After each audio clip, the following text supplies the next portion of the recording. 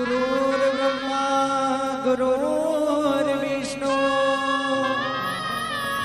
गुरुर्देवो महेश्वरा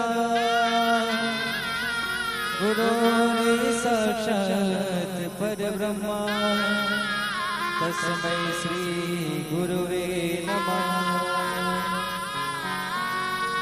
मारा गुरुदेव थाने बारे बारे वंदना, मारा गुरुदेव थाने बारे बारे वंदना, बारे बारे वंदना, हजार बार वंदना, बारे बारे वंदना, हजार बार वंदना।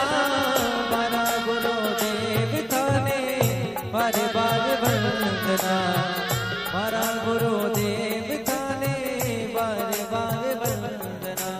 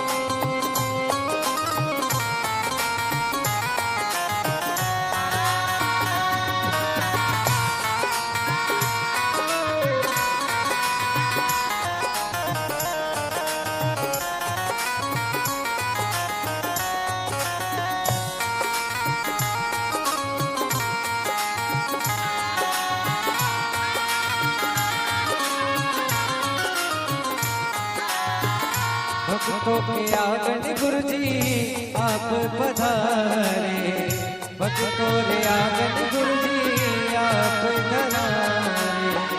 सीहोर धरा पे गुरुजी आप पधारे, सीहोर धरा पे गुरुजी आप पधारे। भक्तों रे आंगन गुरुजी आप पधारे, भक्तों रे आंगन गुरुजी आप पधारे। सीहोर धरा पे गुरुजी आप पधारे, सीहोर धरा पे गुरुजी आप पधारे। ज्ञान राता तार ताने बार बार वंदना, ज्ञान राता तार ताने बार बार वंदना। मारा गुरुदेव थाने बार बार वंदना, मारा गुरुदेव थाने बारे बार वंदना, बारे बार वंदना, हजार बार वंदना, बारे बार वंदना, हजार बार वंदना।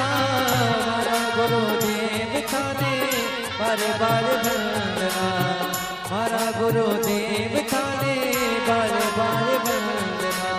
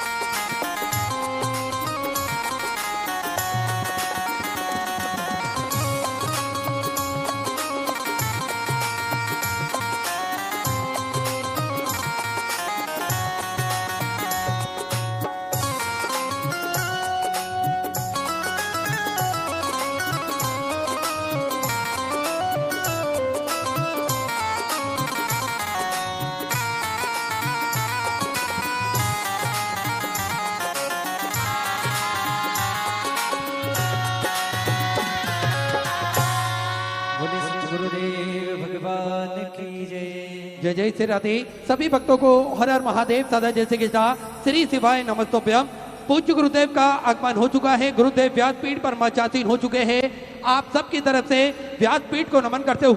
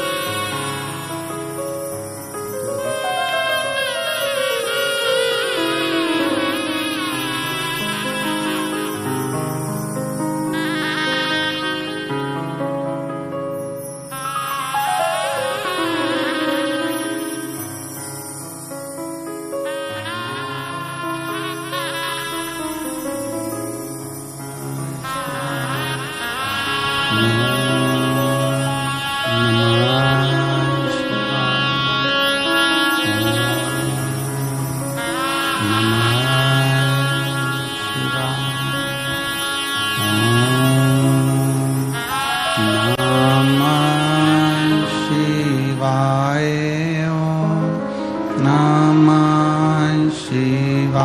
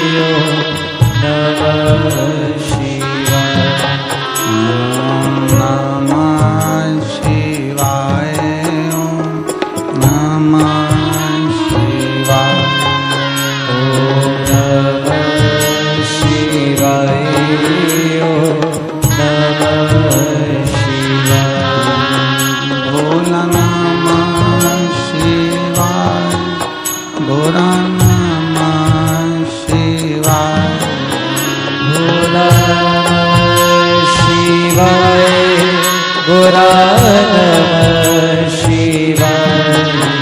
बोला नमः शिवाय, गोरा नमः शिवाय। भोला नमः शिवाय, गोरा नमः शिवाय। नमः शिवाय,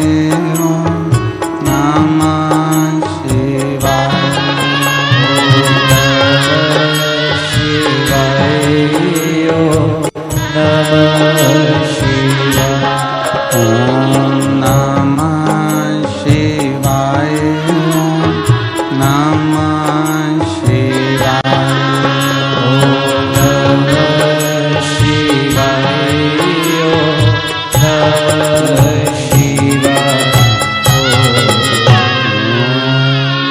नमः शिवाय, ओम नमः शिवाय, ओम नमः शिवाय। विश्वनाथ भगवान की जय, महाकालेश्वर भगवान की जय, ओंकारेश्वर भगवान की जय, काल भैरव भगवान की जय, गंगा महारानी की जय, अन्नपूर्णा माता की जय, कुबरेश्वर महादेव की जय।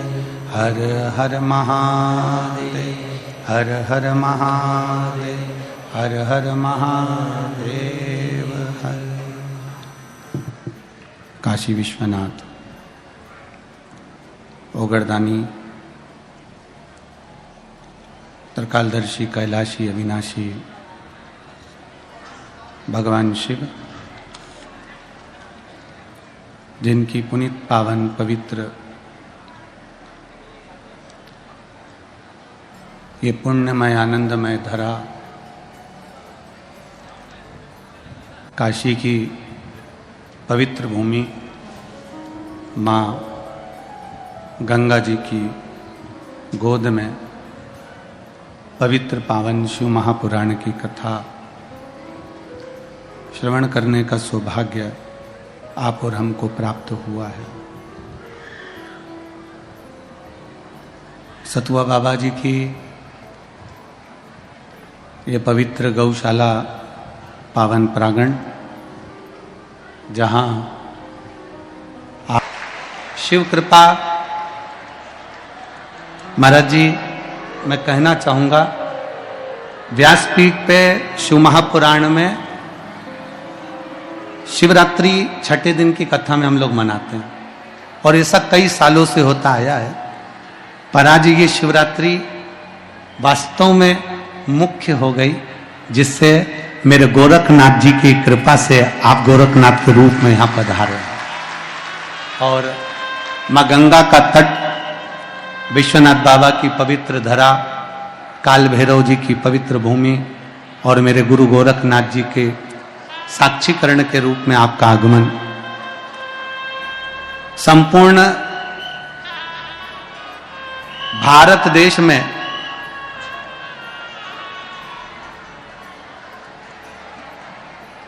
अगर सनातन धर्म की एक तरफा राजनीति करना यदि किसी ने सिखाया है तो महाराज जी आपने सिखाया है। सच्चा सनातनी कैसा हो चल रही थी, पारो ने अपने पुत्र को समझाया कि देवता भाग्य लिख देते हैं, देवता भाग्य लिख देते हैं, पर भाग्य को पलटने की सामर्थ्यता तो केवल एक में है और वो देव अधिदेव महादेव। मेरा भोले बाबा तेरे को हार नहीं देगा। अपने बेटे से मां कह रही है पारो की, मेरा भोले बाबा तेरे को हार नहीं देगा, मेरा भोले बाबा तेरे को अंगूठी नहीं देगा, मेरा भोले बाबा तेरे को रतन माणिक नहीं देगा, पर मेरा भोले बाबा तेरे भाग्य को पलट देगा। भाग्य को पलटने की सामर्थ्यता अगर किसी में है तो वो शिव में। देवता देते हैं पल्ला झाड़ कर और महादेव देता है छप्पर फाड़ कर। भगवान भोले बाबा में वो सामर्थ्यता है कि मेरा शिव, मेरा ओघड़दानी, मेरा शंभु भाग्य को पलट देता है, भाग्य को पलट। माँ पार्वती जी को लेकर ये काशी की पवित्र भूमि पर भगवान शंकर क्यों आए, कैलाश से क्यों पहुंचे? पार्वती इस भूमि का नजारा का दर्शन करिए, ये साधारण भूमि नहीं, ये सहज भूमि नहीं है पार्वती।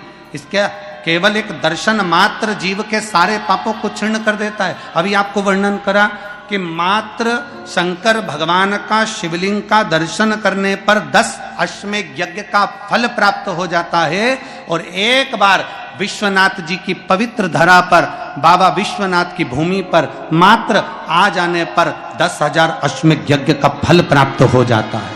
केवल इस भूमि पर आने पर ही फल की प्राप्ति हो जाती है। ऐसी पवित्र भूमि है विश्वनाथ बाबा की। हमारे बीच में माननीय उत्तर प्रदेश शासन के मुख्यमंत्री श्री योगी आदित्यनाथ जी हमारे बीच में पधारे हैं और बहुत सनातन धर्म के लिए जो उन्होंने पताका फहराई है, वास्तवता है कि पूरे देश को दिखा दिया कि सनातन धर्म की एक झलक कैसी होती है। मैं माननीय जी से निवेदन करूंगा, आपका आशीष वचन संपूर्ण लाखों शिव भक्तों तक पहुंचे, उसके लिए एक बार जोरदार ताली बजाकर आमंत्रित करते हैं। साधु।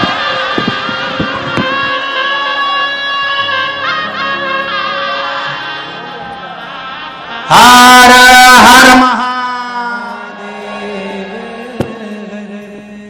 नमः पार्वती पतिये हर हर।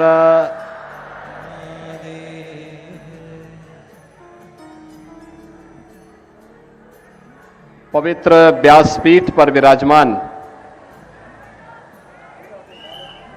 पूज्य संत पंडित प्रदीप मिश्रा जी महाराज, इस पूरे कार्यक्रम के आयोजक जगतगुरु महामंडलेश्वर श्री सतवा बाबा संतोष दास जी महाराज, हमारे सभी पूज्य संतजन, इस पावन कथा में उपस्थित सभी हमारे माननीय जनप्रतिनिधिगण और लाखों की संख्या में उपस्थित सभी श्रद्धालुजन,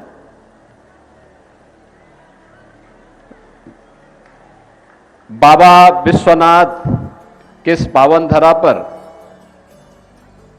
और मां गंगा के इस पावन तट पर शिव महापुराण की इस पावन कथा को श्रवण का आनंद आप सबको प्राप्त हो रहा है।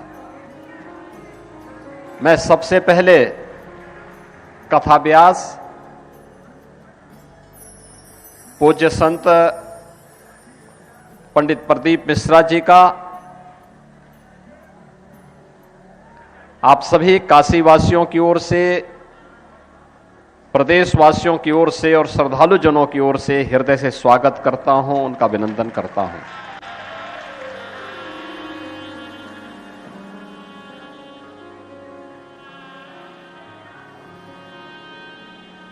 तेरह जनवरी से 26 फरवरी तक, यानी पौष पूर्णिमा से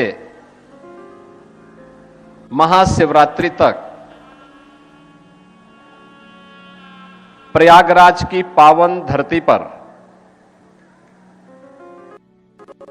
दुनिया का सबसे बड़ा आध्यात्मिक और सांस्कृतिक समागम महाकुंभ 2025 का आयोजन है। और उससे ठीक पहले काशी की धरती पर इस पावन कथा के माध्यम से इस कुंभ का दर्शन हम सबको देखने का अवसर प्राप्त हो रहा है।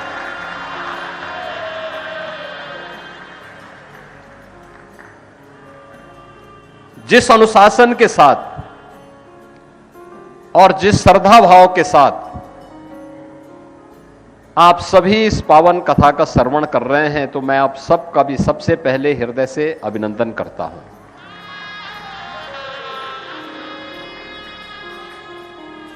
अभिनंदन दोनों प्रकार से, भगवान शिव का भक्त होने के नाते भी, सनातन धर्मावलंबी होने के नाते भी,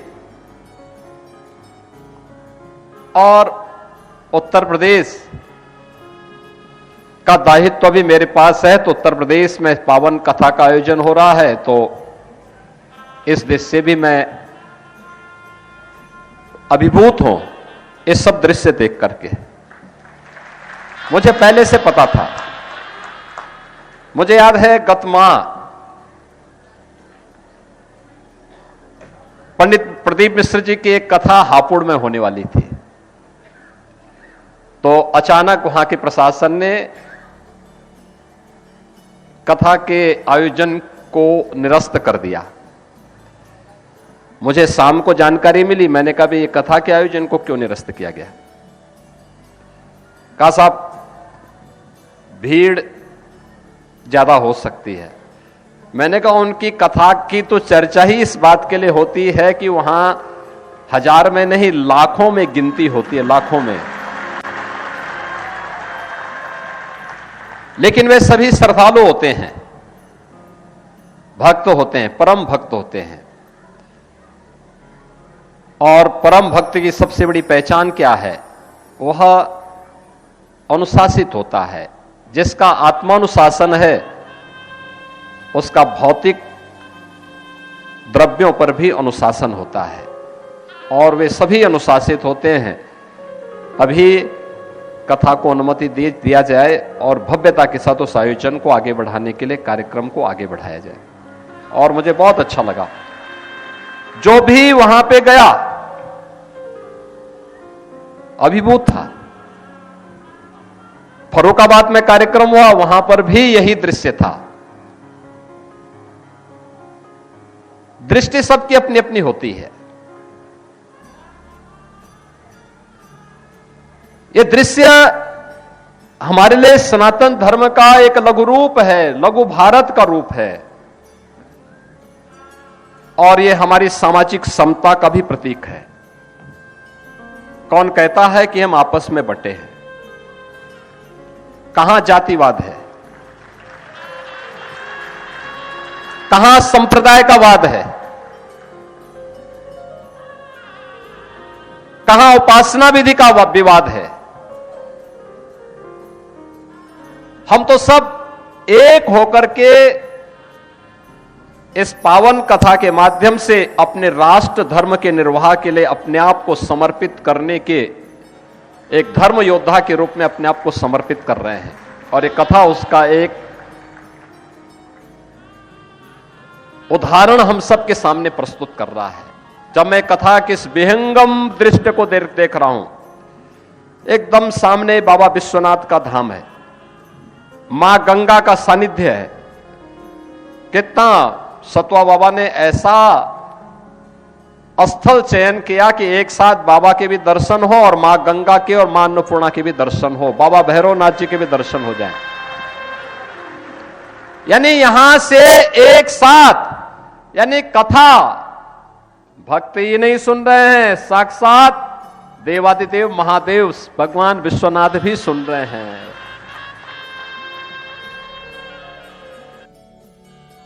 बाबा भैरवनाथ भी सुन रहे हैं, काल भैरव भी सुन रहे हैं, और मां गंगा और मां अन्नपूर्णा भी सुन रही है। इतना विहंगम दृश्य। ये उन सभी लोगों के मुंह पे एक जवाब है जो हमें जाति के नाम पर, क्षेत्र के नाम पर, भाषा के नाम पर, तमाम वादों के नाम पर बांटते हैं। उनकी आंखों को खोलने के लिए कथा पर्याप्त है। इस कथा का विहंगम दृश्य ही पर्याप्त है। और अब मुझे इस बात की भी प्रसन्नता है कि 5000 वर्ष पहले हम जिस पवित्र पीठ को व्यासपीठ कहते हैं, भगवान वेदव्यास की वो पवित्र परंपरा, भगवान वेदव्यास ने चारों वेदों का संग्रह करके आने वाली पीढ़ी को दिया।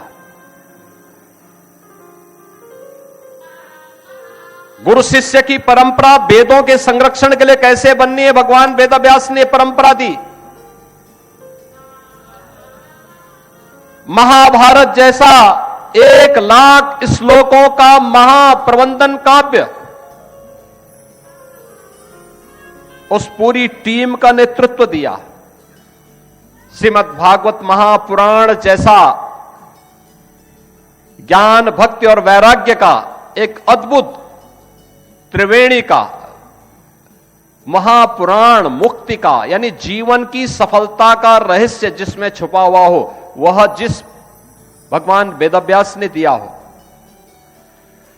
पुराणों और उप पुराणों की रचना कैसे की जानी चाहिए, उसकी शुरुआत की। जिस भगवान वेदव्यास ने उस समय के सबसे बड़े राजवंश कुरु वंश को न केवल हर विपरीत परिस्थितियों में बचाया, बल्कि 8 पीढ़ियों का प्रत्यक्ष रूप से एक सार्थक निर्देशन देकर के उसका नेतृत्व भी दिया। उनका मार्गदर्शन किया और सदैव धर्म और न्याय के पथ पर ही चलते रहे, उसी की प्रेरणा देते रहे। अंततः भगवान वेदव्यास को भी बोलना पड़ा था। उस समय की स्थिति कितनी तनावपूर्ण रही होगी, किस प्रकार की त्रासदीपूर्ण रही होगी, जब भगवान वेदव्यास को बोलना पड़ा था कि मैं दोनों हाथ उठा करके लोगों से चिल्ला चिल्ला के बोल रहा हूं कि धर्म का मार्ग का अनुसरण करो, क्योंकि धर्म से ही अर्थ और कामनाओं की सिद्धि हो सकती है। लेकिन मेरी कोई सुनता नहीं। लेकिन आपकी इस पावन कथा ने, महाराज आपकी इस पावन कथा ने यह साबित किया है कि नहीं, देश धर्म की बात को सुन रहा है और भगवान वेदव्यास का सम्मान कर रहा है। व्यासपीठ अगर सुनाने को तैयार है तो श्रद्धालु सुनने को भी तैयार है, भक्त सुनने को भी तैयार है। और आज इस अवसर पर आप सभी को सचमुच हमें इन पावन कथाओं के माध्यम से राष्ट्रीय एकता को संबल मिलता है, राष्ट्र धर्म को मजबूती मिलती है। हम सबका ध्येय अपने इष्ट के प्रति, अपने देवी देवताओं के प्रति, अपने समाज के प्रति तो होना ही चाहिए, लेकिन अंततः यह मान के चलना चाहिए कि हम सबका अंतिम लक्ष्य होना चाहिए कि हमारे राष्ट्र की एकता और अखंडता को कोई चुनौती न देने पाए, उसको कोई खंडित न करने पाए, क्योंकि उसी में देश भी बचा हुआ है, उसी में धर्म भी बचा हुआ है, उसी में समाज भी बचा हुआ है, उसी में हम सब भी बचे हुए हैं, उसी में हमारी कथाओं की पावन परंपरा भी बची हुई है। और उस पावन कथा के श्रवण का आनंद आप सबने लिया, आप ले रहे हैं, और वह भी काशी में। मैं इसके लिए सतवा बाबा को भी और उनकी पूरी टीम को भी हृदय से उनका भी अभिनंदन करता हूं। और मैं इस अवसर पर इस पूरी कथा के प्रति अपनी शुभकामनाएं देता हूं, और एक बार फिर से कथा व्यास पूज्य संत पंडित प्रदीप मिश्रा जी को हृदय से बधाई देता हूं एक सफल आयोजन के लिए, सफल कार्यक्रम के लिए। इस सफल बृहद विहंगम दृश्य को, मां गंगा के तट पर इतना बृहद आयोजन इतने अनुशासित तरीके से यहां पर हो रहा है, इसके लिए मैं आपका हृदय से अभिनंदन करता हूं। और आपकी ये यात्रा सनातन धर्म के लिए, भारत के लिए इसी बृहद रूप में आगे बढ़ती रहे, इसके लिए हमारी शुभकामना है। उत्तर प्रदेश की पूरी शुभकामना आपके साथ में है। इस पूरे अभियान के प्रति मैं अपनी शुभकामनाएं देते हुए अपनी वाणी को यहीं पे विराम देता हूं। जय जय श्री राम, हर हर महादेव। और लुटा दिया भंडार काशी शिवाय